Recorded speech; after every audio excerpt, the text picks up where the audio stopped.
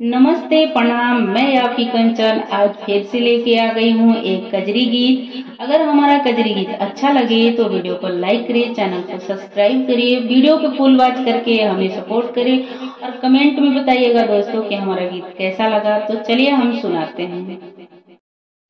बोले बन में कोयलिया काली काली पिया मामा के डाली पियाना। बोले बन में कोयलिया काली काली पिया मामा के डाली पियाना। बोले बन में कोयलिया काली काली पिया मामा के डाली पियाना।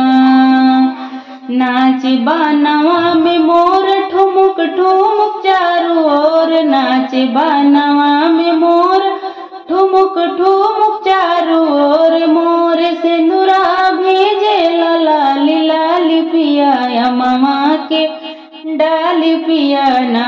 मोरे से नुरा भेजे लाली लाली पिया मामा के डाली पियाना।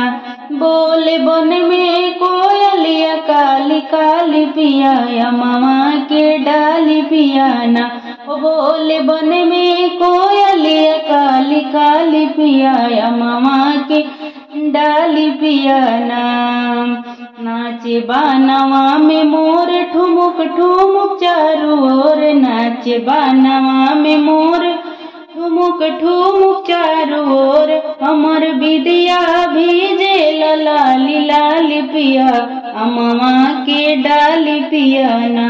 मोरा विद्या भेजे लाली लाली पिया मामा के डाली पियाना। बोले बन में कोयलिया काली काली पिया मामा के डाली पियाना।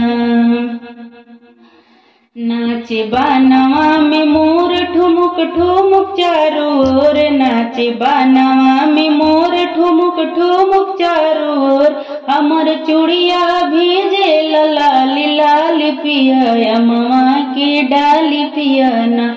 ओ हमर चूड़िया भेजे लाली लाली पिया मामा के डाली पियाना। बोले बन में कोयलिया काली काली पिया मामा के डाली पियाना। बोले बन में कोयलिया काली काली पिया मामा के डाली पियाना।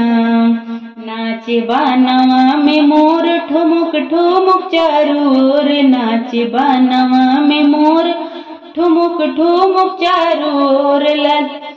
मोरा चुंदरी भेजे लाली लाली पिया। मोरा चुंदरी भेजे लाली लाली पिया मामा के डाली पियाना।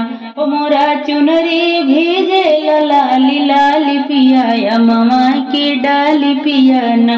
मोरा चुनरी भेजे लाली लाली पिया मामा के डाली पियाना। बोले बन में कोयलिया काली काली पिया मामा के डाली पियाना।